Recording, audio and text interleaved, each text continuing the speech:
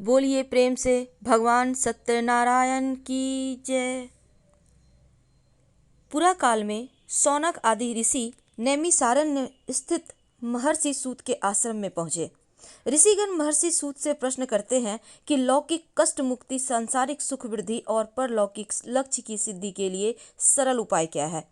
महर्षि सूत सौनक आदि ऋषियों को बताते हैं कि ऐसा ही प्रश्न नारद जी ने भगवान विष्णु से किया था और भगवान विष्णु ने नारद जी को बताया था कि लौकिक क्लेश मुक्ति, सांसारिक सुख समृद्धि एवं पारलौकिक लक्ष्य सिद्धि के लिए एक ही राजमार्ग है और वह है सत्यनारायण व्रत। भगवान सत्यनारायण का अर्थ है सत्याचरण, सत्याग्रह, सत्यनिष्ठा। संसार में सुख वृद्धि की प्राप्ति और सत्याचरण द्वारा ही संभव है। सत्य ही ईश्वर है। सत्याचरण का अर्थ है ईश्वर आराधना, भगवत पूजा। सूत जी कहते हैं कि नारद जी भगवान श्री विष्णु के पास जाकर उनकी स्तुति करते हैं। स्तुति सुनने से अनंत अवतार भगवान विष्णु जी ने नारद जी से कहा, महाभाग, आप किस प्रयोजन से यहाँ आए हैं? आपके मन में क्या है सो कहिए, मैं कुछ आपको बतलाऊंगा। नारद जी कहते हैं, भगवान, मृत्यु लोक में आपके पाप कर्मों के द्वारा विभिन्न योनियों में उत्पन्न सभी लोग बहुत प्रकार के क्लेशों से दुखी हो रहे हैं। हे नाथ, किस लघु उपाय से उनके कष्टों का निवारण हो सकेगा? यदि आपकी मेरे ऊपर कृपा हो तो मैं सुनना चाहता हूँ, उसे बताएं। श्री भगवान ने कहा, हे वत्स, संसार के ऊपर अनुग्रह करने की इच्छा से आपने बहुत अच्छी बात पूछी है। जिस व्रत के करने से प्राणी मोह से मुक्त हो जाता है, मैं उसे बतलाता हूँ, सुने। हे वत्स, स्वर्ग और मृत्यु लोक में दुर्लभ भगवान सत्यनारायण का एक महान पुण्यप्रद व्रत है। आपके स्नेह के कारण मैं इस समय उसे कह रहा हूँ। अच्छी प्रकार विधि विधान से भगवान सत्यनारायण का व्रत करके मनुष्य शीघ्र ही सुख प्राप्त कर परलोक के मोक्ष को प्राप्त कर लेता है। भगवान की ऐसी वाणी सुनकर नारद मुनि ने कहा, प्रभु, इस व्रत को करने का फल क्या है? इसका विधान क्या है? इस व्रत को किसने किया और इसे कब करना चाहिए? यह सब विस्तार पूर्वक बतलाइए। तब भगवान कहते हैं कि यह सत्यनारायण व्रत दुख, शोक आदि का शमन करने वाला, धन वैभव का वृद्धि करने वाला, सौभाग्य संतान देने वाला और सर्वत्र विजय प्रदान करने वाला है।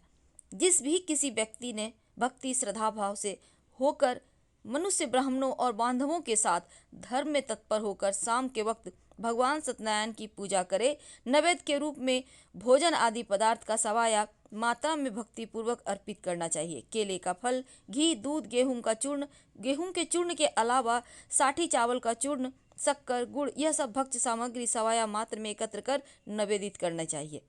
बंधु बांधवों के साथ भगवान श्री सत्यनारायण की कथा सुनकर ब्राह्मणों को दक्षिणा देनी चाहिए और ब्राह्मण को भोजन कराना चाहिए। भक्ति पूर्वक प्रसाद ग्रहण करके नृत्य गीत का आयोजन करें और तदंतर भगवान सत्यनारायण का स्मरण करते हुए अपने घर जाना चाहिए। ऐसा करने से मनुष्य को अभिलाषा अवश्य पूर्ण होती है और कलयुग में पृथ्वी लोक में यह सबसे छोटा किंतु सरल बहुत अच्छा उपाय है। दूसरा अध्याय। श्री सूत जी कहते हैं, हे द्विजो, अब मैं पुनः पूर्व काल में जिसने इस सत्यनारायण व्रत को किया था उसे भली भांति विस्तार पूर्वक कहूंगा। रमणीय काशी नगर नामक नगर में कोई अत्यंत निर्धन ब्राह्मण रहता था। भूख और प्यास से व्याकुल होकर वह प्रतिदिन पृथ्वी पर भटकता रहता था। ब्राह्मण की जो प्रिय भगवान उसे दुखी ब्राह्मण को देखकर वृद्ध ब्राह्मण का रूप धारण कर उस द्विज से आदर पूर्वक पूछा, हे विप्र, प्रतिदिन अत्यंत दुखी होकर तुम किस लिए पृथ्वी पर भ्रमण करते हो? हे द्विज श्रेष्ठों, यह सब बतलाओ, मैं सुनना चाहता हूँ। ब्राह्मण कहता है, प्रभो, मैं अनंत दरिद्र ब्राह्मण हूँ, भिक्षा के लिए पृथ्वी पर घूमा करता हूँ। यदि मेरी इस दरिद्रता को दूर करने का आप कोई उपाय जानते हो तो कृपा पूर्वक बतलाइए। वृद्ध ब्राह्मण कहते हैं, हे ब्राह्मण देव, सत्यनारायण भगवान विष्णु अभीष्ट फल देने वाले हैं। हे विप्र, तुम उनका उत्तम व्रत करो जिसको करने से मनुष्य सभी दुखों से मुक्त हो जाता है। व्रत के विधान को भी ब्राह्मण से यत्न पूर्वक कहकर वृद्ध ब्राह्मण रूपधारी भगवान विष्णु वहीं पर अंतर ध्यान हो गए। वृद्ध ब्राह्मण ने जैसा कहा उस व्रत को उसी प्रकार वैसे ही करूंगा, यह सोचते हुए ब्राह्मण को रात में नींद नहीं आई। अगले दिन प्रातः काल उठकर सत्यनारायण का व्रत करूंगा ऐसा संकल्प करो ब्राह्मण भिक्षा के लिए चल पड़ा।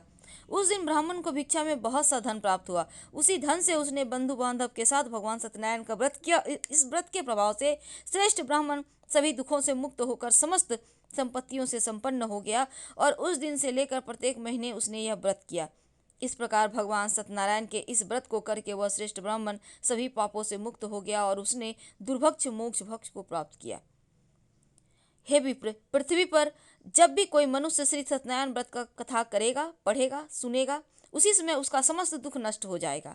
हे ब्राह्मणों, इस प्रकार भगवान नारायण ने महात्मा नारद जी से जो कुछ कहा मैं आप सबको कह चुका, अब मैं क्या कहूँ। हे मुने, इस पृथ्वी पर उस ब्राह्मण से सुने हुए इस व्रत को किसने किया, हम सब सुनना चाहते हैं। उस व्रत पर हमारी श्रद्धा हो रही है। तब सूत जी कहते हैं, मुनियों, पृथ्वी पर जिसने यह व्रत किया उसे आप लोग सुने। एक बार वह द्विजश्रेष्ठ अपनी धन संपत्ति के अनुसार बंधु बांधव परिवारजनों के साथ व्रत करने के लिए उद्यत हुआ। इसी बीच एक लकड़हारा वहां आया और लकड़ी बाहर रखकर उस ब्राह्मण के घर गया। प्यास से व्याकुल उस ब्राह्मण का व्रत करता हुआ देखकर प्रणाम करके उनसे बोला, प्रभु, यह आप क्या कर रहे हैं? इसके करने से किस प्रकार की फल प्राप्ति होती है, विस्तार पूर्वक मुझसे कहिए। विप्र ने कहा, यह सत्यनारायण का भगवान का व्रत है जो सभी मनोरथों को प्रदान करने वाला है और उसी के प्रभाव से मुझे यह सब महान धन धान्य प्राप्त हुआ है। जल पीकर प्रसाद ग्रहण करके वह नगर चला गया। भगवान सत्यनारायण देव के लिए मन में ऐसा सोचने लगा कि आज लकड़ी बेचने से जो धन प्राप्त होगा उसी धन से भगवान सत्यनारायण का श्रेष्ठ व्रत करूंगा। इस प्रकार मन में चिंतन करता हुआ लकड़ी को मस्तक पर रखकर वह सुंदर नगर में गया जहाँ धन धान्य से संपन्न लोग रहते थे और उसने उस दिन लकड़ी का दुगुना मूल्य प्राप्त किया।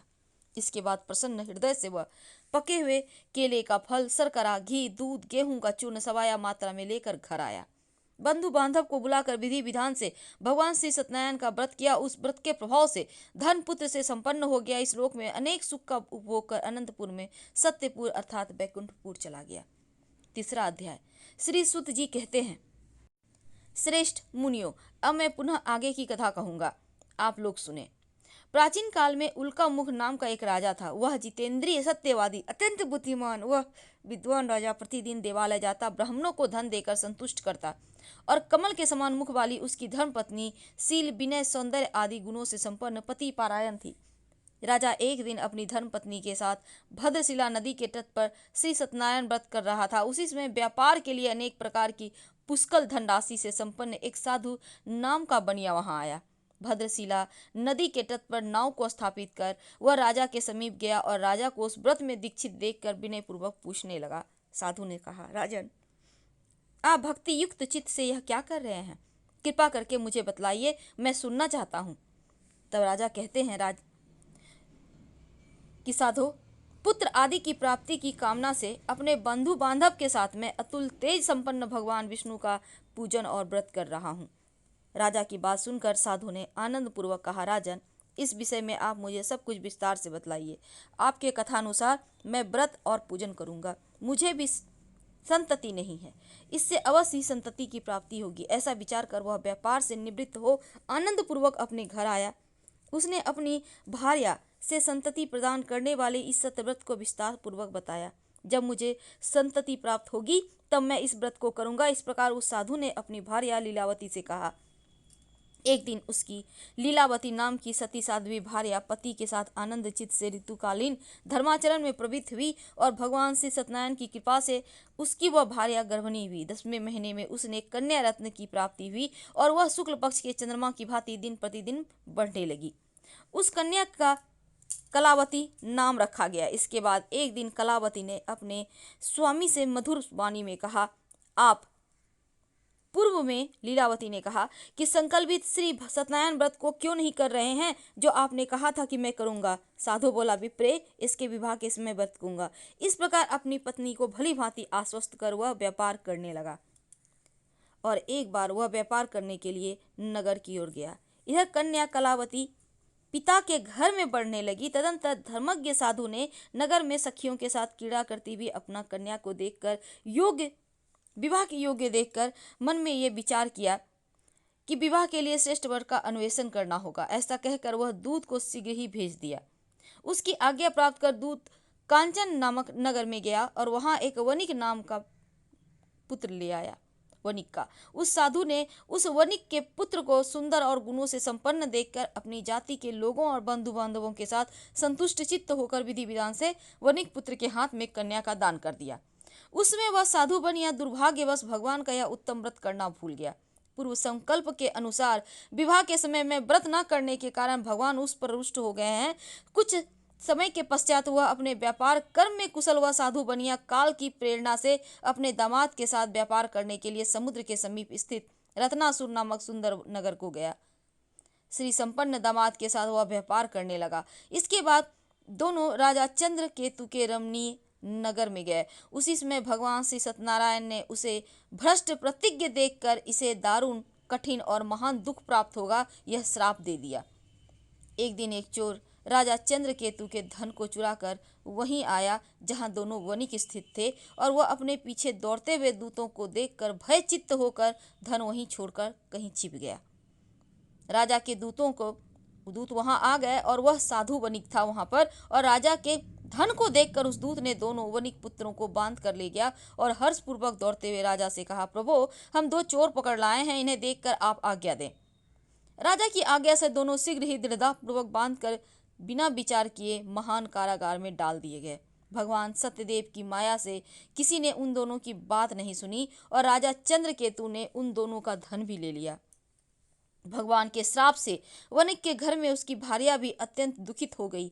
उसके घर में सारा का सारा जो धन था वह चोर चुरा लिया, और लीलावती शारीरिक मानसिक पीड़ाओं से युक्त, भूख और प्यास से दुखी हो अन्न की चिंता से दर दर भटकने लगी। कलावती कन्या भी भोजन के लिए इधर उधर प्रतिदिन घूमने लगी। एक दिन भूख से पीड़ित कलावती एक ब्राह्मण के घर गई। वहां जाकर उसने श्री सत्यनारायण का व्रत पूजन को देखा और वहां बैठकर उसने कथा सुनी, वरदान मांगा। इसके बाद प्रसाद ग्रहण करके वह कुछ रात में घर ले आई। माता ने कलावती कन्या से प्रेम पूर्वक पूछा, पुत्री, रात में तू कहाँ रुक गई थी? तुम्हारे मन में क्या है? कलावती कन्या ने तुरंत माता से कहा, माँ, मैंने एक ब्राह्मण के घर में अपने मनोरथ को प्रदान करने वाला व्रत देखा है। कन्या की बात सुनकर वह वणिक की भार्या व्रत करने को उद्यत हुई और प्रसन्न मन से उस साध्वी ने बंधु बांधवों के साथ भगवान श्री सत्यनारायण का व्रत किया। इस प्रकार प्रार्थना की, भगवान, आप हमारे पति जमाता के अपराध को क्षमा करें और दोनों अपने घर शीघ्र आ जाएं। इस व्रत के प्रभाव से भगवान सत्यनारायण पुनः संतुष्ट हो गए और उन्होंने नृपश्रेष्ठ चंद्रकेतु को स्वप्न दिखाया और स्वप्न में कहा, नृपश्रेष्ठ, प्रातःकाल दोनों वणिकों को छोड़ दो और वह सारा धन भी दे दो जो तुमने उनसे समय पे उस समय लिया, अन्यथा राज धन पुत्र सहित तुम्हारा सर्वनाश कर दूंगा। राजा से स्वप्न में ऐसा कहकर भगवान सत्यनारायण अंतर्ध्यान हो गए और इसके बाद राजा अपने सभासदों के साथ सभा में बैठकर अपना स्वप्न लोगों को बताया और कहा कि दोनों बंदी वणिक पुत्रों को शीघ्र ही मुक्त कर दो।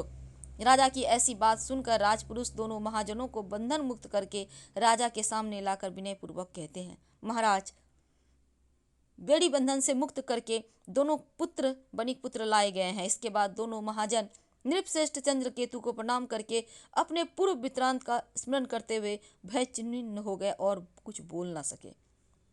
राजा ने वणिक पुत्रों को देखकर आदर पूर्वक कहा, आप लोगों को प्रारब्धवश यह महान दुख प्राप्त हुआ है, इस समय अब कोई भय नहीं है। ऐसा कहकर उनकी बेड़ी खुलवाकर क्षौर कर्म आदि करवाया। राजा ने वस्त्र अलंकार देकर दोनों वणिक पुत्रों को संतुष्ट किया और सामने बुलाकर वाणी के द्वारा अत्यधिक आनंदित किया। पहले जो धन लिया था उसे दूना करके दिया। इसके बाद राजा ने पुनः उनसे कहा, साधो, अब आप अपने घर जाएं और राजा को प्रणाम करके आपकी कृपा से हम जा रहे हैं। ऐसा कहकर उन दोनों महावैश्यों ने अपने घर की ओर प्रस्थान किया। तो सूत जी कहते हैं, साधु बनिया मंगलाचरण कर ब्राह्मणों को धन देकर अपने नगर के लिए चल पड़ा। साधु के कुछ दूर जाने पर भगवान सत्यनारायण की उसकी सत्यता की परीक्षा के विषय में जिज्ञासा हुई। साधो, तुम्हारी नाव में क्या भरा है? तब धन के मद में चूर दोनों महाजनों ने अवहेलना पूर्वक हंसते हुए कहा, दंडिन, क्यों पूछ रहे हो? क्या कुछ द्रव्य लेने की इच्छा है? हमारी नाव में तो लता और पत्ते भरे हैं। ऐसी निष्ठुर वाणी सुनकर तुम्हारी बात सच हो जाए, ऐसा कहकर दंडी सन्यासी के रूप को धारण किए हुए भगवान कुछ दूर जाकर समुद्र के समीप बैठ गए। दंडी के चले जाने पर नित्य क्रिया करने के पश्चात उतराई हुई अर्थात जल में ऊपर की ओर उठी हुई नौका को देखकर साधु अत्यंत आश्चर्य पड़ गए और नाव में लता पत्ते आदि देखकर मूर्छित होकर पृथ्वी पर गिर पड़े। सचेत होने पर वणिक पुत्र चिंतित हो गए कि अब उसके दामाद ने इस प्रकार कहा कि आप शोक क्यों करते हैं? दंडी ने श्राप दिया है। इस स्थिति में वे चाहकर ही कुछ कर सकते हैं, इसमें संशय नहीं। अतः उन्हीं की शरण में हम चलें। ऐसी मन की इच्छा पूर्ण होगी। और दामाद की बात सुनकर वह साधु बनिया उनके पास गया, जहाँ दंडी को देखकर उसने भक्ति पूर्वक उन्हें प्रणाम किया। आदर पूर्वक कहने लगा, आपके सम्मुख जो मैंने कहा असत्य भाषण अपराध किया है, आप मेरे उस अपराध को क्षमा करें। ऐसा बार बार प्रणाम करके उस महान शोक से आकुल हो गया। दंडी उसे रोता हुआ देखकर कहा, अरे मूर्ख, रो मत, मेरी बात सुनो। मेरी पूजा से उदासीनता होने के कारण और मेरी आज्ञा से ही तुमने बारंबार दुख प्राप्त किया है। भगवान की ऐसी वाणी सुनकर उनकी स्तुति करने लगा। अब साधु ने कहा, प्रभु, आश्चर्य की बात है, आपकी माया से मोहित होने के कारण ब्रह्मा आदि देवता भी आपके गुणों रूपों को यथावत रूप से नहीं जान पाते, फिर मैं मूर्ख आपकी माया से मोहित होने के कारण कैसे जान सकता हूँ। आप प्रसन्न हो, मैं आप अपनी धन संपत्ति के अनुसार आपकी पूजा करूंगा। मैं आपके शरण में आया हूँ। मेरा जो नौका में स्थित पूरा धन था, उसकी मेरी और रक्षा करें। उस बनिया की भक्ति पूर्वक वाणी सुनकर भगवान जनार्दन संतुष्ट हो गए और भगवान हरि उस अभिष्ट वरदान प्राप्त कर वहीं अंतर्ध्यान हो गए। इसके बाद वह साधु अपनी नौका में चढ़ा। धन धान्य से परिपूर्ण देखकर भगवान सत्यदेव की कृपा से हमारा मनोरथ सफल हो गया, ऐसा कहकर स्वजनों के साथ भगवान सत्यनारायण की विधि पूर्वक पूजा की। भगवान सत्यनारायण की कृपा से वह आनंद से परिपूर्ण हो गया और नाव को प्रत्यंत पूर्वक संभाल कर अपने देश के लिए प्रस्थान किया। साधु बनिया ने अपने दामाद से कहा, यह देखो, मेरी रत्नपुरी नगरी दिखाई दे रही है। इसके बाद उसने अपने धन के रक्षक दूत को अपने आगमन का समाचार देने अपनी नगरी भेजा। फिर इसके बाद दूत ने नगर में जाकर साधु की भार्या को देखकर हाथ जोड़कर प्रणाम किया और उनके अभिष्ट की बात कही। सेठ जी अपने दामाद बंधुगणों के साथ बहुत सारे धन धान्य से संपन्न होकर नगर के निकट पधार गए हैं। दूत के मुख से यह बात सुनकर महान आनंद से बिलहल हो गई और उस साध्वी ने श्री सत्यनारायण की पूजा करके अपनी पुत्री से कहा, मैं साधु के दर्शन के लिए जा रही हूँ, तुम शीघ्र आओ। माता का ऐसा वचन सुनकर व्रत को समाप्त करके प्रसाद का परित्याग कर वह कलावती भी अपने पति का दर्शन करने के लिए चल पड़ी। भगवान सत्यनारायण भी रुष्ट हो गए।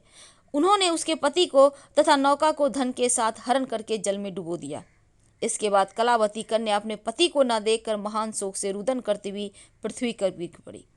नाव का और दर्शन और कन्या को अत्यंत दुखी देखकर भयभीत मन से साधु बनिया ने सोचा, यह क्या हो गया। नाव का संचालन करने वाले भी सभी चिंतित हो गए और वह लीलावती की भी कन्या को देखकर बिलख उठे। अत्यंत दुख से विलाप करती हुई अपने पति से इस प्रकार बोली, अभी अभी नौका के साथ वह कैसे अक्षलिचित हो गए, यह जाने की इस देवता की उपेक्षा से वह नौका हरण कर ली गई। भगवान श्री सत्यनारायण का महात्म्य कौन जान सकता है। ऐसा कहकर वह सज्जनों के साथ विलाप करने लगी और कलावती कन्या को गोद में लेकर रोने लगी। कलावती कन्या भी अपने पति के नष्ट हो जाने पर दुखी हो गई और पति की पादुका लेकर अनुगमन करने के लिए उसने मन में निश्चय किया और कन्या के इस प्रकार आचरण को देखकर भार्या सहित वह धर्मज्ञ साधु बनिया अत्यंत शोक संतप्त हो गया और सोचने लगा, या तो भगवान सत्यनारायण ने यह अपहरण किया है अथवा हम सभी भगवान सत्यदेव की माया से मोहित हो गए हैं। अपने धन शक्ति के अनुसार मैं भगवान श्री सत्यनारायण का पूजा करूंगा। सभी को बुलाकर इस प्रकार कहने पर अपने मन की इच्छा प्रकट किया और बारंबार भगवान सत्यदेव को दंडवत प्रणाम किया। इससे दीनों के परिपालक भगवान सत्यदेव प्रसन्न हो गए और भक्त वत्सल भगवान ने कृपा पूर्वक कहा कि तुम्हारी कन्या प्रसाद छोड़कर अपने पति को देखने चली आई, निश्चय ही इस कारण उसका पति अदृश्य हो गया। यदि घर जाकर प्रसाद ग्रहण करे तो पुनः आए तो फिर वो अपने पति को प्राप्त कर लेगी। तो साधु बनिया तुम्हारी पुत्री पति को प्राप्त करेगी, संशय नहीं है इसमें। कन्या कलावती भी आकाश मंडल से ऐसी वाणी सुनकर शीघ्र ही घर दौड़ी गई और प्रसाद ग्रहण किया। पुनः आकर स्वजनों और अपने पति को देखा। अब कलावती ने पति से कहा कि अब घर चलें, विलंब क्यों कर रहे हैं। कन्या की बात सुनकर वनिक पुत्र संतुष्ट हो गया और विधि विधान से भगवान सत्यनारायण की पूजन करके धन और बंधु बांधव के साथ अपने घर गया। तदंतर पूर्णिमा संक्रांति पर्वों पर भगवान सत्यनारायण की पूजन करते हुए इस लोक में सुख भोग कर अंत में वह सत्यपुर वैकुंठ लोक में चला गया। हर हर महादेव। बोलो भगवान सत्यनारायण की जय।